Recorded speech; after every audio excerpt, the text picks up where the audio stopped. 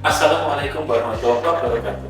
Perkenalkan, saya Muhammad Bayu Nirwana, SSI MSc, dosen program studi Statistika, Fakultas Matematika dan Ilmu Pengetahuan Alam Universitas 11 Malang.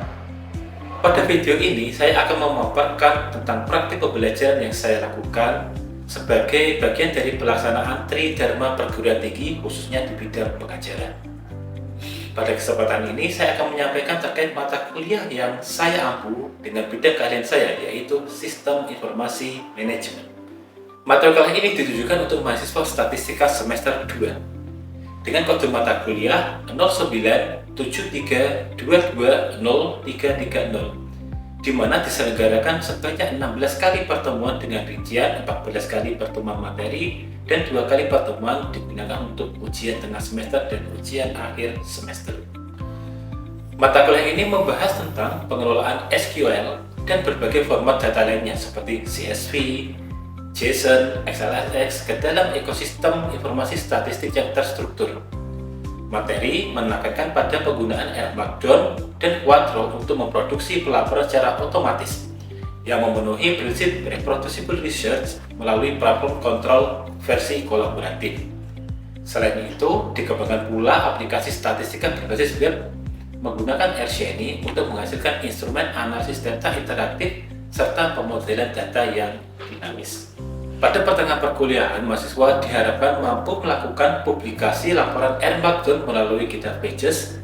Kemudian pada akhir perkuliahan nantinya, mahasiswa mampu merancang sampai mendeploy aplikasi R-Shiny berdasarkan identifikasi dan pemetaan masalah yang diberikan. Selanjutnya, capaian pembelajaran lulusan atau CPL dari program studi statistika pada mata kuliah ini meliputi CPL 4, CPL 5, dan CPL 7 seperti yang telah tertuang dalam rancangan pembelajaran semester atau RPS yang telah divalidasi. 3 komponen utama dalam proses pembelajaran mata kuliah ini adalah delivery, interaction, dan assessment atau DIA. Pada tahapan delivery, saya memberikan materi serta penjelasan RPS yang bisa diakses langsung oleh mahasiswa pada sistem SPADA maupun OJW UNS. Di situ untuk memberikan pemahaman secara menyeluruh kepada mahasiswa mengenai apa yang akan dipelajari pada mata kuliah ini.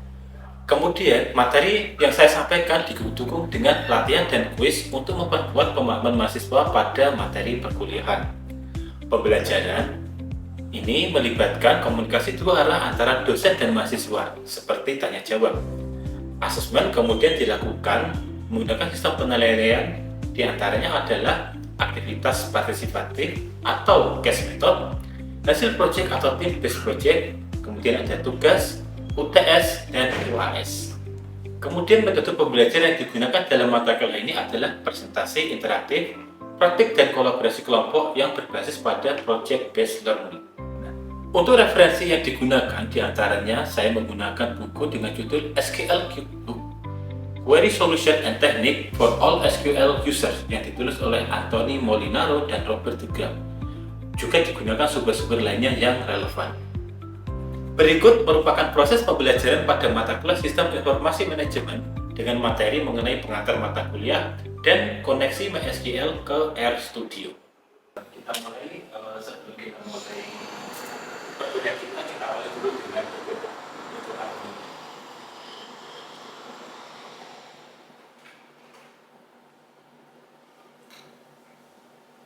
Oke, terima kasih. Sebelumnya selamat pagi, assalamualaikum warahmatullahi wabarakatuh. Waalaikumsalam warahmatullahi wabarakatuh. Di sini kita kembali ke perkuliahan kita di Sistem Informasi Manajemen. Pada pertemuan kali ini kita akan belajar mengenai koneksi MySQL ke R. Terutama kita akan menggunakan RStudio di sini untuk interface-nya. Seperti yang sudah kita pelajari dalam mata kuliah basis data sebelumnya, kita di situ sudah belajar mengenai basis data, query basis data di MySQL, bagaimana cara membuat basis data, mengimpor data, kemudian sampai kita mendapatkan query yang diperlukan. Di sini kita akan mengkoneksikan MySQL ke RStudio. Dari MySQL sendiri itu kita hanya bisa mendapatkan datanya saja. kita belum bisa melakukan analisis lebih lanjut apakah akan dilakukan visualisasi ataupun kita akan membuat analisis data statistik yang lebih lengkap atau lebih jauh lagi. Sebelumnya kita akan melihat terlebih dahulu ya, apa itu yang dimaksud dengan koneksi data. Koneksi data adalah seperti yang kita bisa lihat, kita akan membuat jembatan komunikasi atau penghubung antara dua software. Di sini dua software ini yang akan digunakan adalah RStudio dan juga MySQL. Dengan RStudio yang akan digunakan untuk melakukan visualisasi dan analisis data yang lebih lanjut dari data-data yang ada di database MySQL. Untuk mengkoneksikan ini kita perlu, selain perlu MySQL dan RStudio, kita juga perlu protokol-protokol khusus atau dalam R-nya itu sendiri disebut sebagai library. Nah, di sini library itu ada misal DBA, R6YDB dan seterusnya. Cukup banyak library yang bisa kita gunakan di situ. Koneksi ini karakteristik utamanya data itu tidak akan disimpan di memorinya RStudio. Nah, kalau biasanya RStudio itu punya keterbatasan di mana memorinya itu tidak kuat untuk mengambil data yang cukup banyak. Sehingga kita di sini memanfaatkan RDBMS dan lainnya MySQL yang bisa menggunakan atau bisa menyimpan data dalam jumlah yang cukup besar. Nah, data itu ada di MySQL, kemudian dari R itu akan mengambil melalui suatu jembatan. Jadi hanya mengambil virtual datanya, tidak mengambil datanya secara fisik. Sehingga di sini manfaatnya adalah kita bisa mendapatkan keuntungannya, di mana kita lihat terlebih dahulu pada perbedaan antara koneksi dan import data. Kalau kita mengimpor data seperti biasanya menggunakan import data CSV di R, itu datanya akan disimpan di memori R-nya. Sehingga yang pertama itu bisa memperberat atau memakan memori dari R. Yang kedua, ketika ada perubahan data, itu tidak akan bisa berubah. Jadi datanya statis ketika import data. Berbeda dengan koneksi data di mana datanya akan ketika sumber datanya itu real time, maksudnya ketika sumber data berubah, maka di R itu juga akan ikut berubah. Demikian pun sebaliknya, kita juga bisa mengubah datanya melalui R, nanti sumber datanya juga akan bisa ikut berubah. Tentunya itu tergantung juga dengan akses dari R yang diberikan oleh sumber datanya. Apakah bisa merubah data atau tidak? Nah, ya. Itu tadi pematannya, kemudian kenapa koneksi sangat penting. Yang pertama tadi seperti sudah saya jelaskan, kita memerlukan efisiensi memori di sini untuk memproses data, terutama di masa sekarang di mana masanya big data dengan data yang sangat besar. Kemudian otomatisasi, artinya ketika ada perubahan data di servernya, di sumber data utama, maka dia juga akan ikut berubah. Nah, nanti kita juga bisa melihat data itu juga. Kemudian selanjutnya, tidak semua data berada dalam format CSV yang biasanya akan bisa dengan mudah diimpor ke dalam R. CSV atau XLS, Excel, tidak semua data berformat itu, karena banyak data itu akan tersedia dalam format SQL atau JSON di sini. Untuk melakukan koneksi ini, kita memerlukan dua software, yaitu MySQL servernya dan juga RStudio. Kemudian pada MySQL server kita perlu menggunakan konektor ODBC, sehingga di sini kita perlu install terlebih dahulu untuk MySQL karena di perkuliahan basis data sudah pernah kita lakukan. Jadi kita tinggal memastikan bahwa konektor ODBC-nya sudah ada. Kemudian RStudio diinstal juga, dari library yang mendukung adalah kita di sini menggunakan DBA dan ODBC. Sekarang kita bisa melihat terlebih dahulu, bisa kita dipraktekkan. Nah, bagaimana kita bisa memastikan bahwa yang pertama server dari MySQL dan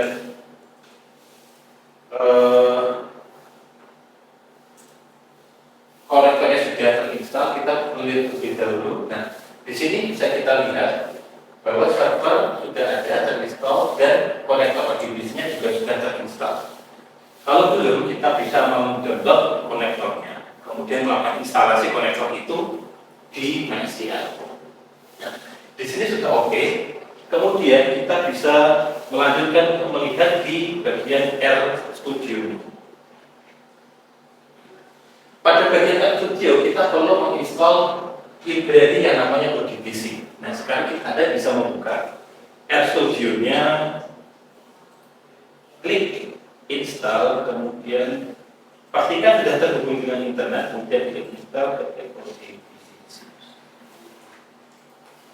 Di sini pastikan install dependencies-nya terinstall, kemudian kita cek install. Akan menginstal library-nya. Tentu saja ini membutuhkan jaringan internet, kemudian kita tinggal menunggu untuk diinstal. Sudah terinstall. Karena tergantung koneksi internetnya apakah sudah diinstal atau belum.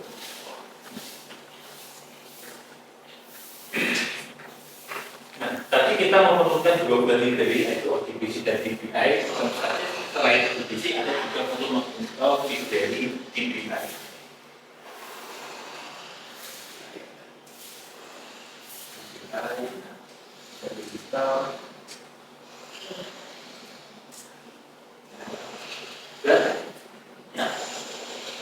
Dengan ini syarat untuk melakukan koneksi antara MySQL dengan RStudio itu sudah kita lakukan, yaitu MySQL-nya ada, RStudio-nya ada, juga konektor maupun library-nya yang diperlukan sudah terinstall semua.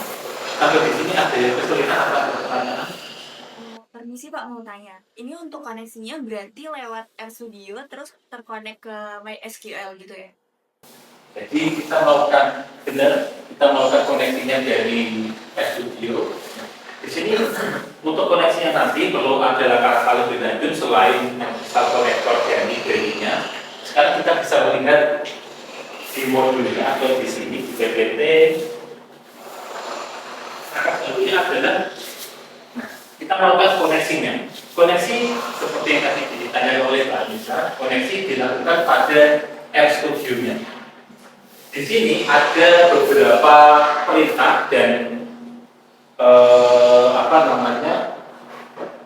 parameter-parameter yang harus diisi. Yang pertama, kita menggunakan perintah namanya dbconnect ODBC ya. Di sini karena saya menggunakan OS-nya Windows, sehingga drivernya akan menyesuaikan. Nanti ketika ada menggunakan sistem operasi yang lain, misalnya Linux atau macOS, driver ini juga harus disesuaikan dengan operating system yang digunakan. Perintah dbconnect itu terdapat dalam library DBI, oleh karena itu kita harus dahulu library DBI ini. Kemudian ada beberapa isian driver seperti yang saya sampaikan tadi bergantung dengan operating system yang digunakan komputer masing-masing. Kemudian server, di sini secara default servernya akan mengisi server localhost 1.0.0.1. Kemudian ada isian database, ini optional. Anda bisa mengisi isinya database apa, database tertentu yang akan digunakan, atau dikosongi juga boleh. Tetapi lebih disarankan untuk langsung diisi, karena nanti koneksinya juga supaya bisa akan masuk langsung ke database yang dituju. Kemudian di ID ada user ID, defaultnya root, PWD adalah password. Password ini adalah password yang Anda gunakan, Anda tetapkan ketika menginstal MySQL pertama kali. Jadi kalau kita ingat kembali waktu kasih data dulu, saya selalu bilang jangan sampai lupa passwordnya, karena akan kita gunakan terus. Kalau lupa harus di-reset dan mereset password itu juga tidak mudah. Ada repot. Jadi kalau bisa menggunakan password yang sederhana, karena di sini untuk pembelajaran, atau tinggal dicatat dinot atau apapun. Kemudian port 3306. Nah, semua ini adalah defaultnya. Default. Jadi kita nanti akan melakukan koneksi pada database kelas model dengan servernya pada localhost atau di server 127.0.0.1 ini. Sekarang kita coba melihat, kita langsung saja ya. Jadi ada dua contoh. Yang pertama, kita koneksikan langsung tanpa database tertentu. Jadi di sini hanya ada 5 parameter yang diisi: server, UID, PWD, dan port. Ternyata yang kedua, nah, di sini ada database tertentu yaitu klasik model yang sudah ditetapkan. Nah, tentu saja database klasik model ini harus sudah ada di MySQL-nya, MySQL import. Atau Anda mau mengirimkan database yang lain itu juga bisa. Kita coba kan di sini ya. Tentu saja yang pertama kita akan dari library DBA. Kemudian di sini sudah sukses. Ya. Kemudian kita di sini sudah saya siapkan ya. Di sini. Kita lakukan koneksinya. Ada beberapa di sini. Di sini ada koneksi dari database yang sudah terjadi dan ada beberapa database yang ada di server MySQL saya. Untuk punya Anda, apa yang Anda miliki di MySQL bisa jadi berbeda, tergantung ada database apa saja. Ya. Selanjutnya kita bisa melihat isinya ya. Isinya, kita bisa lihat database yang tadi terkoneksi di R itu semua ada di sini. Ini bisa kita perhatikan di sini. Sekarang, kalau ada kesulitan sudah akan disampaikan. Sekarang kita lihat beberapa contoh yang ada untuk kita melakukan manajemen data pada data terkoneksi. Di sini ada beberapa contoh. Kita langsung melihat ada di R saya, di PPT juga bisa kita akses. Bagaimana kita akan melihat tabel yang ada dalam koneksi connection dua itu ya. Saat ini akan terlihat hasilnya langsung di sini. Tabelnya ada customers, order detail, product line sampai payment. Jadi semua ini adalah tabel-tabel yang ada di R. Maaf, yang ada di MySQL-nya yang bisa kita lihat dari R. Ada beberapa contoh lagi.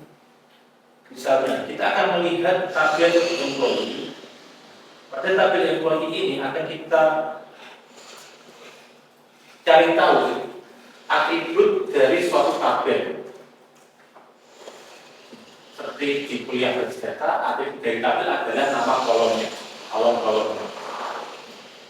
Kita bisa menggunakan perintah db list builds, kemudian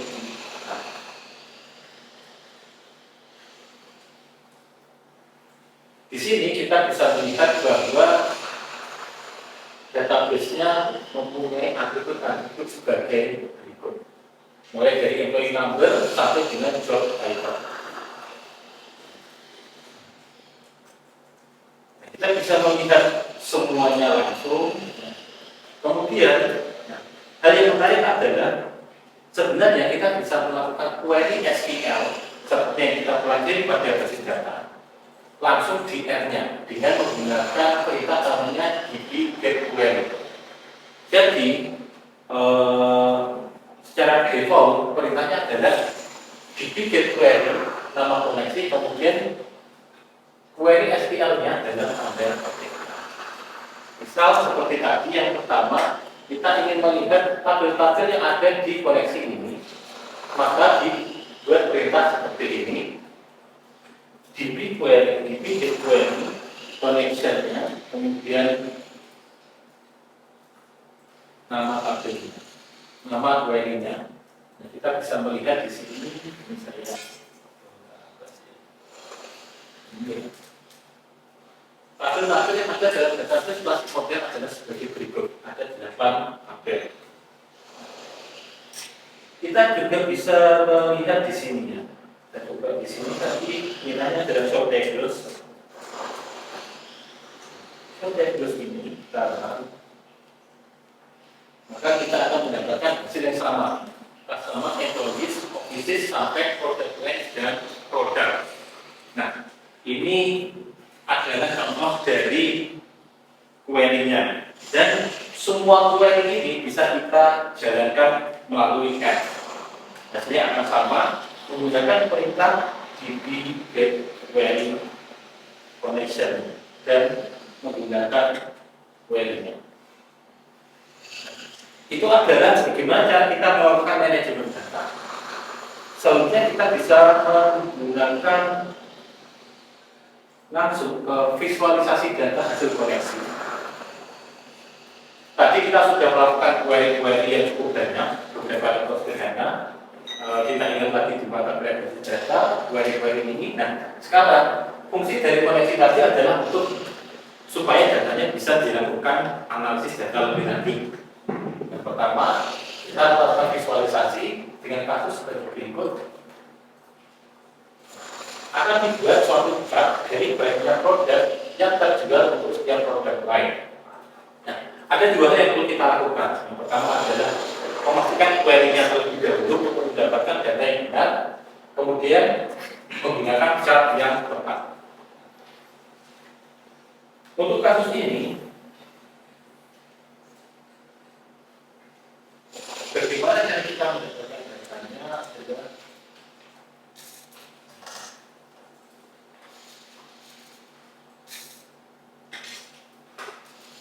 kita memerlukan beberapa isian atau kita memerlukan beberapa tabelnya. Yang pertama, dipanggil terlebih dahulu query-nya.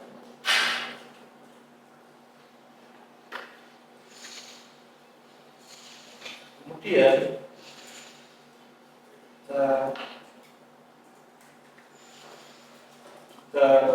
simpan datanya dalam buku.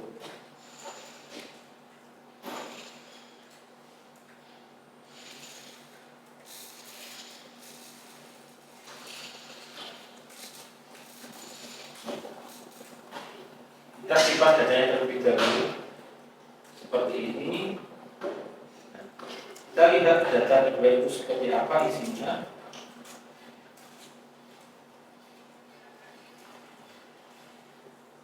Isi dari data dua. Jadi soal tadi kita memerlukan dua buah variabel yaitu product line dan total sales. Kemudian kita yang mendapatkan data seperti ini, cat apa yang cocok? Nah, biasanya kalau kita akan melihat suatu cat banyak produk lain, metode setiap banyak produk yang tertentu setiap produk lain, kita ada dua pilihan, mau bar chart atau mau pie chart. Nah, sekarang kita menggunakan ggplot2, kita bisa mengambil datanya. Di sini saya akan menggunakan bar chart untuk bisa mendapatkan chart yang diperlukan. Perintah ini biasanya sudah Anda pelajari ketika di komputasi statistik atau eksplorasi dan visualisasi data. Saya jalankan di sini.